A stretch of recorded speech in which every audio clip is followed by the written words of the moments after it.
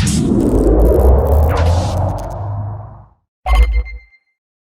guys, Chaps here, and it's time for another developer stream recap. With Op5 coming out on Tuesday, the Coalition is now starting to have on some guests to discuss the upcoming changes. This time, Michael Shannon was on to discuss the changes made to PvE.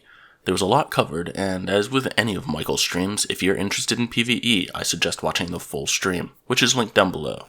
If you just want the highlights, stick around. I'm also going to mention that there was a ton covered in the blog post announcement. In the interest of time, I excluded that stuff from this video. This is basically just a recap of the information that was new from the stream. So sit back, relax, and let's check out this recap. Can we bring the gameplay up? And I can run through some of this. So this is the new classes screen. So the way that the decoupling works is essentially, it's actually quite simple. So all of the classes are essentially the same. So the ultimate is still tied to the skill cards, the passive. It's still the same class from before. The only difference is that when you're in the lobby, now you're selecting a character separate from the class. So as you guys can see here, so all of the what used to be characters are now classes. So we have like Blade Master here. This used to be Lonnie. Demolitions. This used to be JD. So and you can see that they're kind of categorized in the classic like trifecta here of like assault, tank, support. And then we have the promotional classes at the bottom. So it's really as simple as that. Like, the classes are still the same. Obviously we've added a whole bunch of new cards and there's some balance updates in this operation. But if you have like, a level 18 Lonnie, that's not going to change. Now you have a level 18 Blade Master. And then on Tuesday, you can just select whichever character you like. Okay, so this looked pretty nice, and it's pretty similar to what I was expecting. There's some really interesting things to note in here, but I won't spend this video going over every single detail. I might be doing a breakdown in the future, or I'm sure some others are probably already working on it. Before we go any further, yes, there is new music in the menu. Can they hear it? They can. So, I don't know if you want to just maybe talk about that. Well, this is not a PvE thing, but Michael Shannon, do you want to talk a little bit about exactly what the music is? So yeah, there's some brand new main menu music, which I'm really excited about because I kind of worked a little bit with the audio guys, like on the inspiration and direction for where to go with it. Very inspired by Gears 2, especially. I think you guys are gonna really love it. You can't really hear all of it in this screen because there's a press start menu version and a Horde version and a versus version, and those ones are really cool as well. So I'm super excited for people to hear it. It's really nostalgic, and I think it's gonna make just the experience of being in the menus just feel a lot more like Gears of War. And if I never had Paddock as an example, how do I get that class now? Right, so as of Operation 5, all classes are available to everybody, so no class is locked. Do you want to just take 2 seconds and talk about what those are? It's basically the Terminator character, and do you want to break down who each one of those is? I forget. Yeah, Slugger sure. So Architect, this used to be Cat. Protector, this used to be Emil.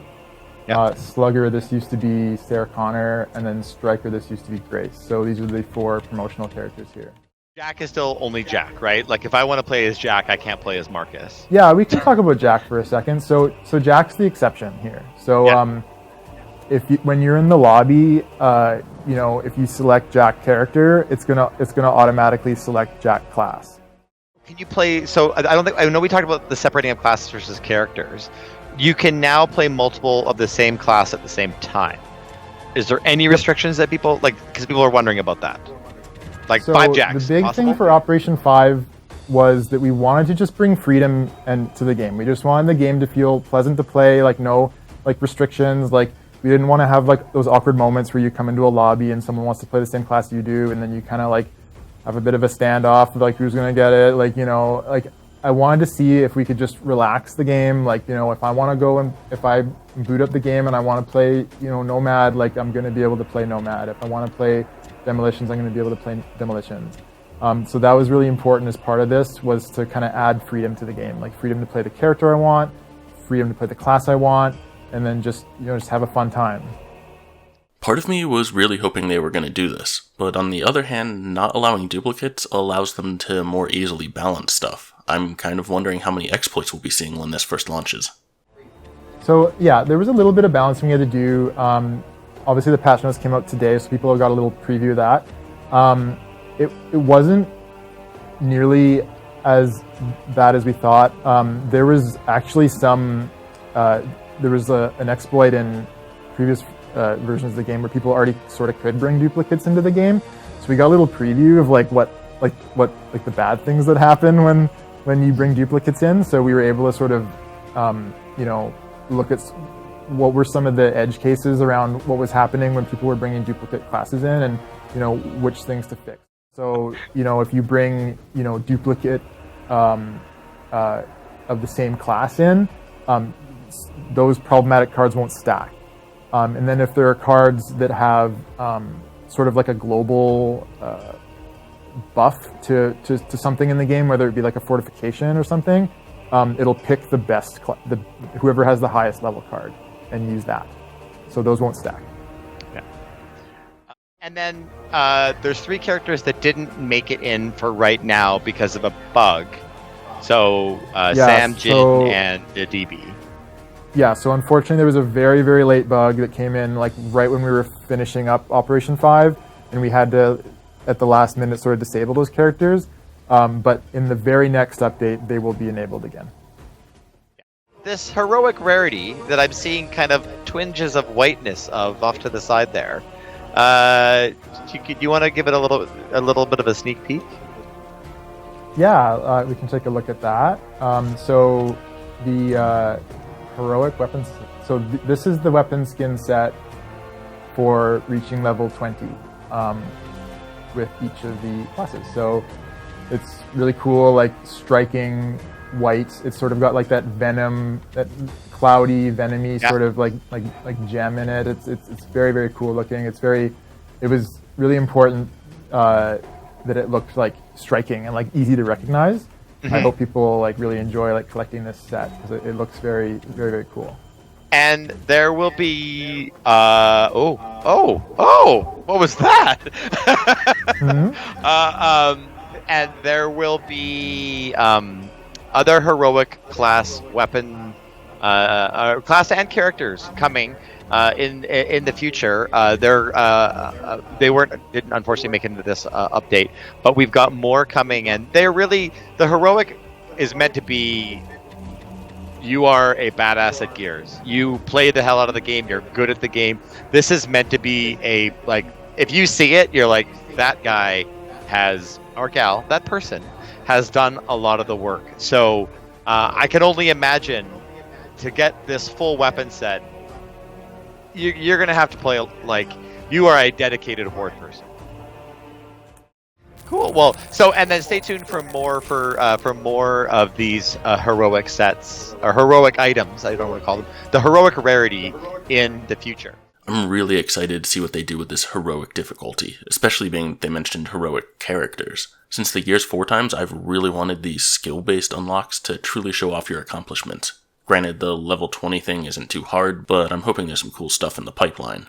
Okay, so after that little segment there, Michael spends a bit of time here going over some of the new cards. It's kind of interesting, but in the interest of time, I'm not going to include all of that. Basically, he's going over a bunch of the new cards and some cool ways that the classes can interact. I kinda wanted to include it, but it would make this video like an hour long, so yeah. Yep. Okay, so this is one of the things that I'm really excited about. So we're on full screen, right? So, sorry, we don't need full screen yet. So we can show the game. So we've added in the concept of a daily and featured challenge for both Horde and Escape. So I'm going to talk about Escape first. So I'm really, really excited about this. So basically what's happening here is every day for the daily, we'll talk about the daily first. So it's going to pick a hive. You can play this and beat it on like beginner, advanced, or inconceivable, and you can earn those rewards. So the rewards that are on that table, they're different every day. So what's really cool about this is like, they can be like legendary skill cards, they can be like groups of skill cards, they can be class XP, they can be coins. So what's really cool about that is you can like check it every day and you can see, based on those rewards, like, maybe I use a different class. As you can see above, there's the double skill cards. We're still going to be tuning this. I know it looks a little like low right now. It's like 0 to 4, but we're going to be tuning that. But basically the idea there is you can continue to play that hive and earn accelerated skill cards. So the goal there was we wanted to incentivize people to play different hives. So I'm sure everyone's noticed that on the featured hive, it's a little different. So there's actually preset par times. So you're seeing these preset times that we've kind of entered. They're not, so instead of beating times on a live leaderboard, you're beating these times that have been preset by designers. So we're basically challenging you to beat these times. What's really cool about that is, veteran escape players know that there's a difference in the gameplay between just beating the hive and achieving a time. Because when you want to achieve a good time, you're using the score boost cards. You're picking up the cog tags. You're playing a little differently than you would if you're just trying to get the win. So that was really important for me to make sure that the gameplay between these two types of challenge was a little different. So you're gonna go in with a different game plan on the featured hive than you would on the daily hive. So you can also, so this is like a matchmaking thing. Like you matchmake into this, but don't worry, you can play this in custom too. So you can go into private. What's really, really cool is like we made it so that the map picker actually highlights what the daily and the featured is. So you don't have to like, oh, what was it? Like you don't have to like remember what it was, right? So you go here, you see like which one's the daily hive, which one's the featured hive. They're at the top. You can see the rewards. You can see like the amount of like double skill cards you've earned. You can see like the beginner, advanced, and conceivable. And when you beat those, you'll see that like they'll get crossed out. So you'll know which ones you've beaten. So it kind of lets you know like which one you've beaten. Oh, that's and which cool. one you need to do next. That's super convenient. That's great. Yeah, I just gotta say that this new system is fantastic. This is just what Escape needed to keep people invested. These changes to the menu, I'm hoping, bring a lot of like replayability and like freshness to like coming in and playing this every day. However, we from Operation 5, we're no longer creating new hives. So the reason for that is like we made a conscious decision, from like the MP Summit we did, that one of the problems in the game is we weren't delivering the amount of traditional maps that people were expecting. We've only had 3 new traditional maps since the game launched. We've heard loud and clear, that's not enough. But at the same time, we only have so many resources. Like we're not like a very large multiplayer level design team. We can only do so much in an operation. So we made the very difficult, but I believe necessary decision to move those resources onto traditional maps, because for example, so for a hive, you obviously that's providing a hive to the game, and escape players can enjoy that. With a traditional map, you're bringing much more to the game, where you're bringing that's a versus experience, that's also a horde experience, which includes PvE, that's playable on a wide variety of modes, and when you kind of break down the time it takes and the amount of level designer time that needs to be invested to create a hive, it was the numbers weren't good. Like it takes a lot more time than people would expect to actually create a polished brand new hive.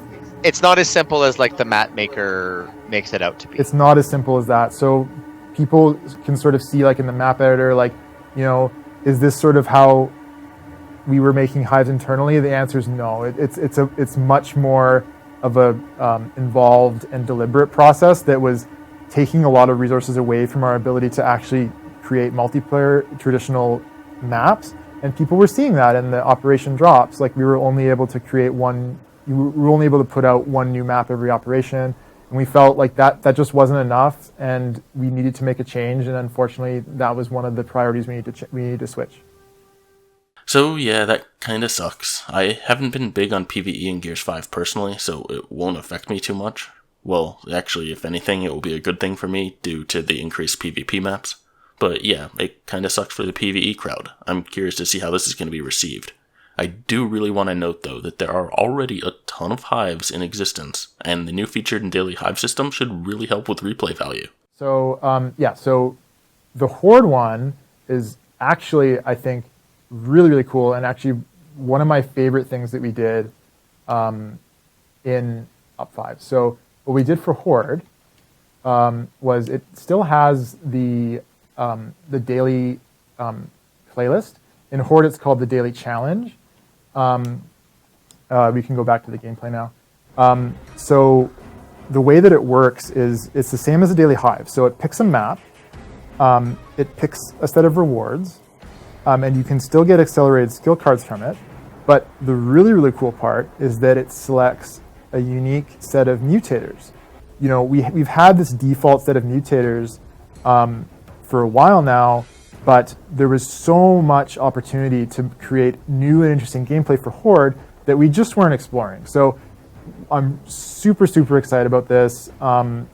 So when you log in every day, it's going to pick a random set of mutators. So some of the stuff in here is pretty wild. This one's pretty interesting. So the one that it's picked for today or whatever is freezing hammer burst. So this is going to be any drone that's firing a hammer burst is doing freezing damage to you. Shielded scions, so they're using basically the anchor, the Mac shield against you. And then rejects drop frag grenades. So this is going to create a very unique challenge that people aren't normally used to seeing in Horde. And there are a wide number of these mutator sets, and it's going to pick a random one every day. So there's some really, really cool ones that I'm looking forward to people seeing. And we also took the opportunity to add some new mutators. So some of these mutators are from Escape, and people might recognize them from Escape. But we also made a whole bunch of new ones specifically for Horde. And one of the cooler things that we did is we actually created the concept of helpful mutators. So instead of just mutators that sort of make the game more difficult, we introduced the concept of ones that make it a little more wacky or actually help the player. So for example, we have some of the mutators from New Game Plus, like we have like the bobblehead enemies, we have like the zero gravity gore. Those are really fun. You'll see them in here, and like they'll actually be green colored instead of red colored, so you'll know that it's a positive mutator. And then there's other ones like we'll do like double headshot damage, or like triple like double ultimate recharge, or and basically what we've done is we've taken each mutator set and we'll take some really challenging ones, and then we'll like cool them off by adding like some positive ones in. So you get this really, really like unique experience that you just never would have gotten otherwise. It sucks that these probably won't be available for private matches, but at the same time, this is something we really needed, and it's something that people have asked for since Gears 4 launched. I probably won't be playing this playlist much, but I'm curious to see what they come up with. There might be some cool stuff in there. I saw it asked in the chat. Scrapping duplicates. I know we're not in the card section anymore, but I wanted to ask that question. Right. Just because I've gotten a lot on Twitter as well. We know that it's something that people are really looking for. Obviously, we had a lot on our plate with Operation 5. Decoupling classes and characters was a big feature. It may not look like it. It sounds easy, but it sounds easy. It was actually very, very complex. And then obviously these new menu updates that were also a pretty big undertaking, so we weren't able to fit it in. We're still trying to see where we can get it. We know it's something that people are looking for, and we appreciate people's patience with that one. Yeah. Iron Man is being addressed in the next title update. So I hear a lot of people talking about Iron Man. Is that for Escape, the Escape Iron Man question? Yes. So the problem there was Iron Man would force you back to the lobby.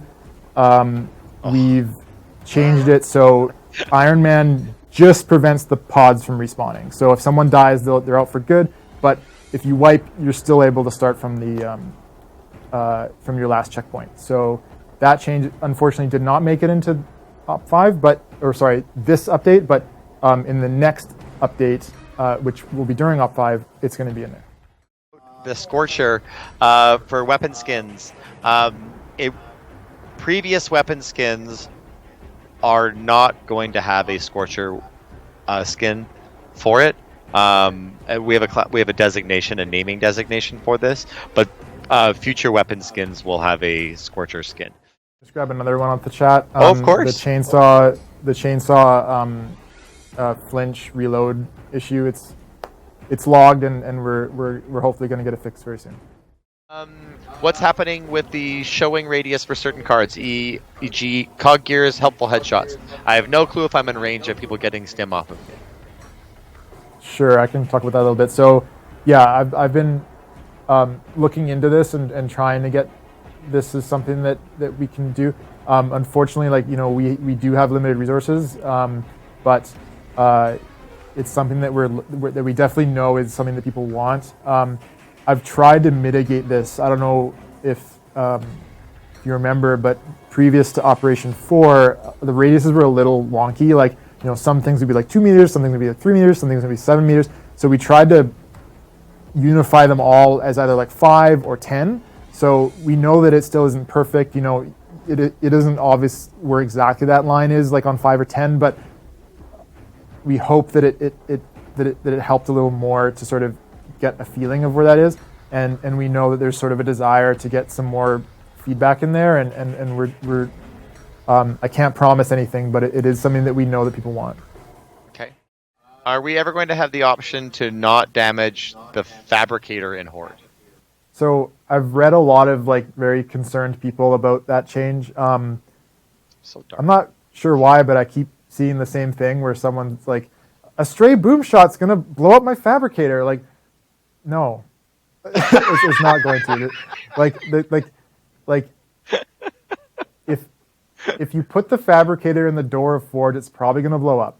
If you don't, it probably won't, because I will say this, in the time we made the change, I don't think we've ever had a fabricator blow up in our internal playtests, except for when we were purposely trying to get it to blow up.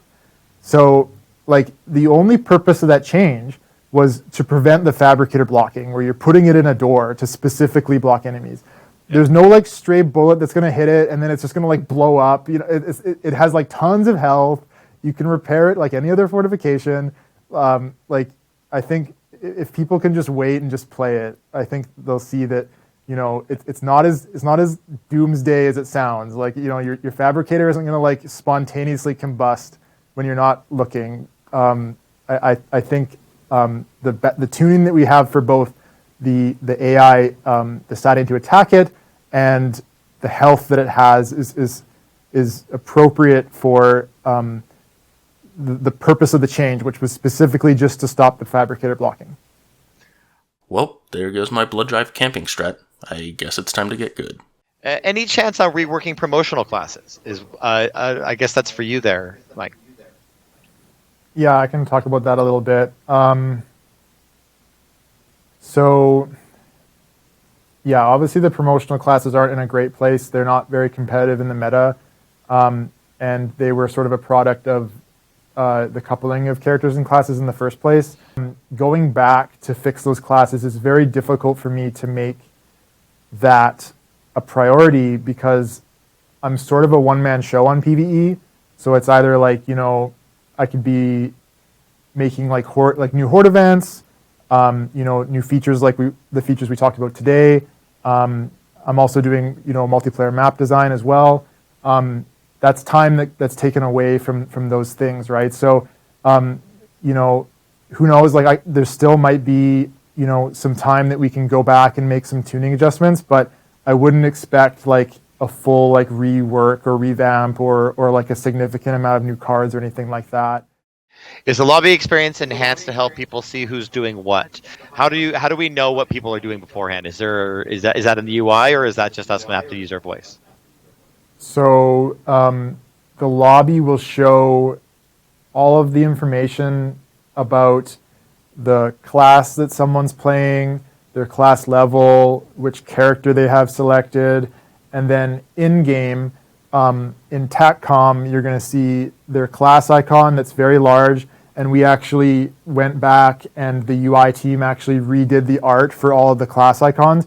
specifically to make them pop and be readable from Tac-Com. So people that played Gears 4 Horde are very familiar with this. You can very quickly find, which class somebody is by, popping Tac-Com open and seeing that. And it was a priority for us to make sure that that was very clear, because obviously that was one of the main criticisms of doing this change was, am I going to be able to tell which class someone's playing, and is that going to be easy to understand? So we've done a lot of work there, and we hope that it plays well and people can read it easily. I wish Dana followed up on this one. Dana knew what the question was asking, and Michael didn't really answer it. I will say I appreciate what Michael said, but the question was more aimed at the pre-game lobby. People wanted to be able to see what cards each teammate was using, and right now I don't think that's an option. Anyways, that's gonna do it for this week's recap. Check back tomorrow, and hopefully I'll have a new recap for the PvP stuff that they should be covering this evening. If you enjoyed this, please consider liking and subscribing. Thanks for watching, everyone, and I will catch you next time.